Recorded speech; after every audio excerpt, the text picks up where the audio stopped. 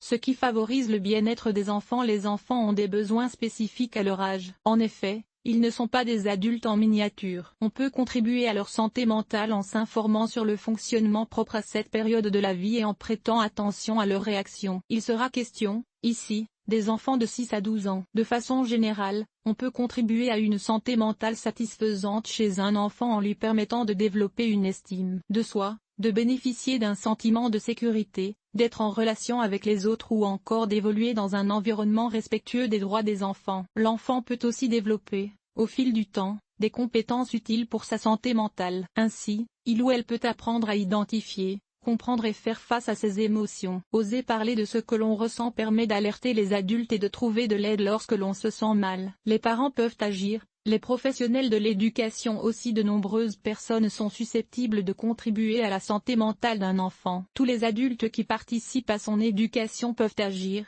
à la maison comme à l'école. Les parents et la famille sont les premiers concernés. Les enseignants, les animateurs et les autres professionnels et professionnels de l'éducation ont aussi leur rôle à jouer. D'ailleurs, la loi d'orientation et de programmation pour la refondation de l'école de la République, adoptée en 2013, indique que les actions de promotion de la santé des élèves font partie des missions de l'éducation nationale. Quelques idées reçues sur la santé mentale des enfants. Un enfant émotif et anxieux a un problème psy.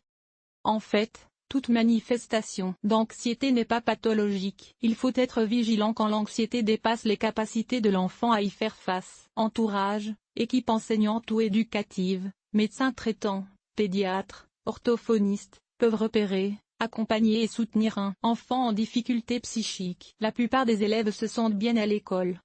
En fait, seulement 30% des collégiens se disent satisfaits de leur vie scolaire. Quelles compétences développer chez un enfant durant l'enfance? La personne construit son identité. Elle développe aussi, au fil du temps, les compétences qui lui seront nécessaires, une fois adulte, pour maintenir un état de bien-être mental. On désigne ces aptitudes sous le nom de compétences psychosociales. L'enfant peut acquérir puis exercer ses compétences psychosociales dans 3 grands domaines, décrits par l'Organisation mondiale de la santé, OMS, 2003. Dans ses relations aux autres, les principales compétences sociales sont les suivantes.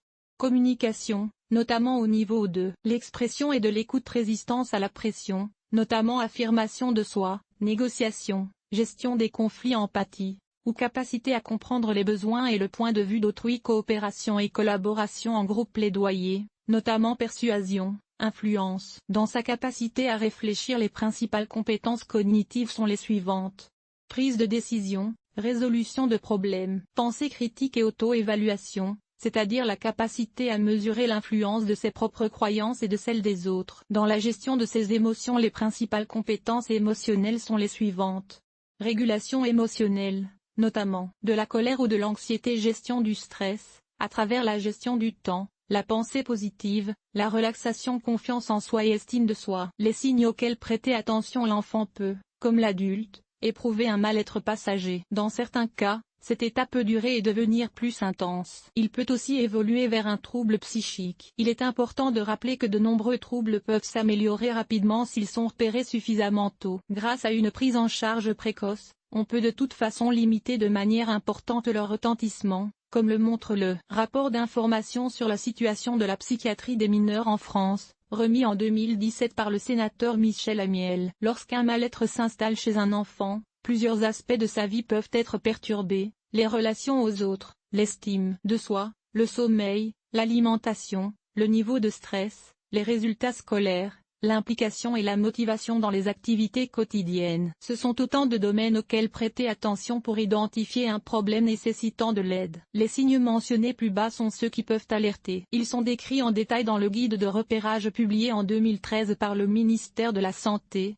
Souffrance psychique et troubles du développement chez l'enfant et l'adolescent. L'anxiété: les enfants sont fréquemment anxieux. Il peut s'agir d'un moment transitoire, lié par exemple aux apprentissages scolaires. Une manifestation d'anxiété en soi n'est pas forcément pathologique. Les adultes qui entourent l'enfant doivent s'interroger sur l'importance des signes et leur durée, pour évaluer s'il faut lui apporter une aide. La fatigue, les maux de toutes sortes: lorsqu'un enfant manque d'énergie ou s'endort en classe, il ou elle peut se dire fatigué, sans plus d'explication. Cet état peut être passager, liée à un changement dans ses horaires de coucher ou un excès de sport. Mais une attention particulière doit être portée à un enfant qui se plaint de façon régulière et répétitive de fatigue ou bien de maux divers. En effet, se plaindre souvent de crampes et de courbatures, ou encore de migraines, de brûlures d'estomac, de problèmes de transit intestinal. Cela peut être l'expression d'une fatigue plus générale. Ces maux peuvent s'accompagner d'irritabilité, d'une perte de motivation et de désir, apathie,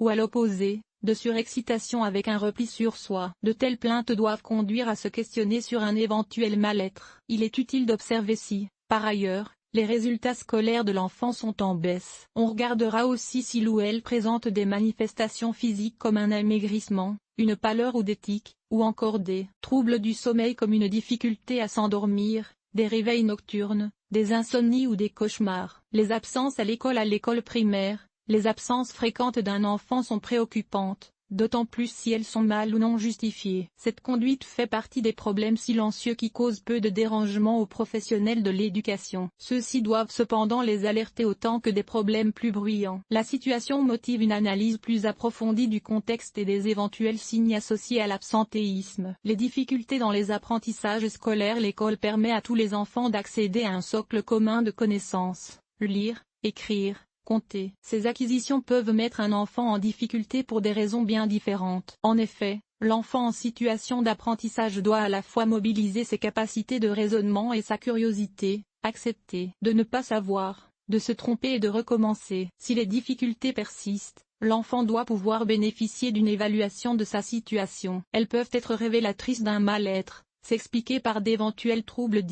comme la dyslexie ou la dysorthographie, ou encore un trouble déficitaire de l'attention avec ou sans hyperactivité, TDAH, caractérisé par des difficultés à se concentrer. À l'école, des aménagements spécifiques pourront aider l'enfant.